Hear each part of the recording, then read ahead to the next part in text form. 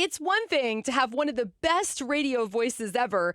It's quite another to use it for so much good. Talking about my friend Paul, you hear his voice often between the songs right here on Spirit 105.3, and he hosts a show on Saturday afternoon as well, right here. Paul, I love having your company this morning. You were out on assignment last night with some of our favorite people. What happened? You know, I love our relationship that we have with Seattle's Union Gospel Mission. Yeah.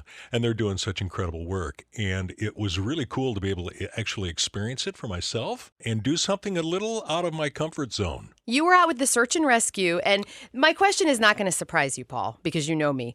I've heard legendary things about their hot chocolate. People love it. Well, I can't tell you how much we served. In fact, I think we even emptied it. It was one of those big containers. Like, I don't know, it's like a 10-gallon thing. Yeah. But I tell you, I was able to actually hold hands with a couple of the individuals that came up. Their hands were freezing cold. And to hand them a cup of hot chocolate. In fact, one guy had like a little Minute Maid bottle, an empty bottle, and he goes, "Can you fill it up with hot cocoa?" I'm like, "Really?" He goes, "Yeah, just put it in there."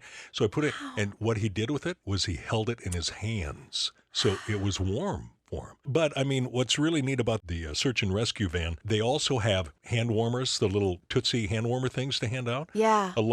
So that will help them stay warm because last night it was rainy and drizzly and windy. Yeah. And they were cold and you could sense it. But they were so thankful to have a cup of hot cocoa. And then that just opened up the ability to have conversations and ask them how they're doing. I mean, even though it's obvious, you know, and I think that was the biggest thing because a lot of them, after we were done having a talk and a conversation, they just said, "Thanks for listening." Wow. And I think that's part of it because it all comes down to relationship building. And that's what these guys do in the search and rescue van. They go out, see these people on a nightly basis, get to know them by name, get to know their story, get to share the gospel when it's comfortable, and offer them, you know, a bed and a meal if they choose, and then you kind of just got to wait for them to say, "Yeah, I'm ready." It starts with that cup of hot chocolate, with reaching out and being there. Was there somebody whose story really resonated with you, somebody you met? There are so many stories, and they're all so different because, you know, you hear that it's drug addiction, it's alcohol abuse, and every one of those subjects and stories is true. One fella has anger issues. He has trouble holding down a job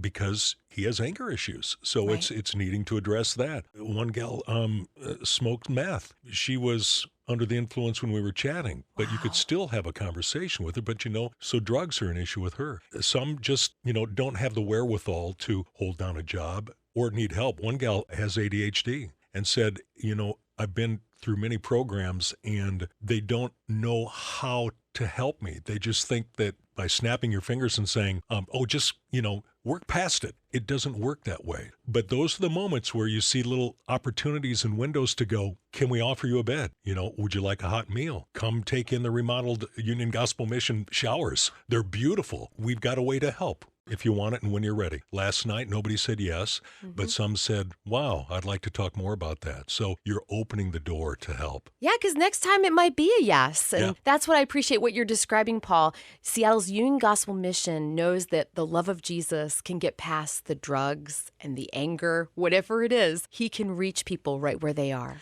It's moving, and you can really see God working through these guys. And the success stories are there too. Josh, one of our crew leaders with the van, he has gone through the program. And there was at one point several years ago that he was scratching to get out of the gutter. And Union Gospel Mission was there, offered him an opportunity to come in. And now he works for them and he's out. And you can sense the relationship that he has with these people because he's been there. And he can communicate with them and he can share, but also encourage and offer hope. It's amazing.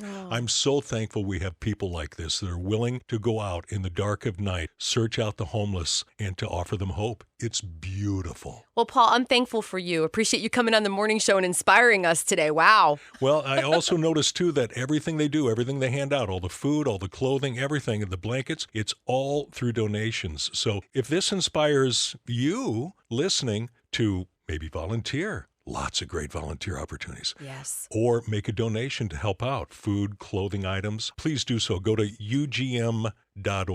And if you serve on search and rescue, you might even get a cup of hot chocolate. It's good. Thank you, Paul.